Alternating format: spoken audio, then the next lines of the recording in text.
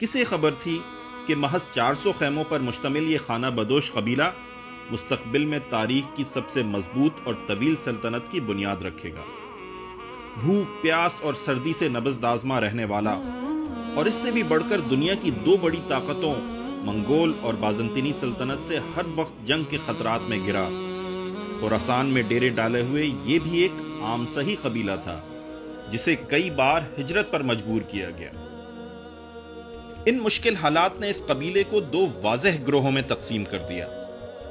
ایک وہ جنہوں نے اپنا پیٹ پالنے اور زمانے کے گرم سرد سے اپنے آپ کو محفوظ رکھنے کا فیصلہ کیا، جبکہ دوسرا وہ کہ جس نے ہر طرح کی آزمائشوں سے نبض آزما ہوتے ہوئے ثابت قدم رہنے کا فیصلہ کیا۔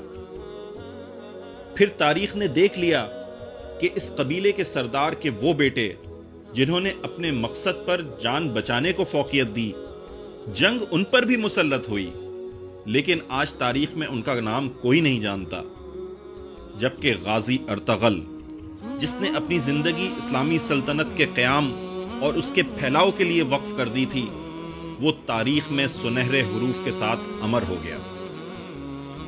جب قبیلے کے معاشی حالات اپنے بدترین سطح پر تھے اور ہر کوئی اس کو بھوک، افلاس اور ہیبت ناک دشمن سے ڈرا رہا تھا، اس انتہائی بے سر و سامانی کے عالم میں اس نے اپنی جدوجہد شروع کی اور اس عظیم الشان سلطنت کی بنیاد رکھی جس سے مضبوط اور طویل سلطنت کرۂ ارض نے آج تک نہیں دیکھی۔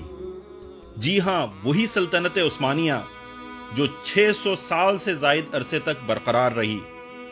یہ اسی کے بانی عثمان غازی کے باپ کا تذکرہ ہے۔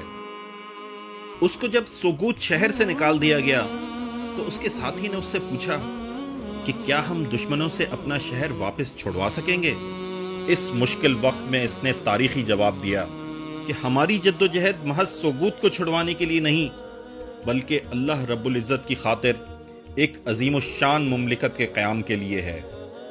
جتنا بڑا مقصد ہو، ہمیں سوچ بھی اتنی بڑی رکھنی چاہیے، اور جتنی بڑی سوچ ہوگی کامیابیاں بھی اسی کے مطابق ملیں گی۔ چنانچہ اس نے خود تو نہیں، لیکن اس کے بیٹے عثمان اول نے اس کا یہ خواب پورا کیا اور سلطنت عثمانیہ قائم ہو کر رہی۔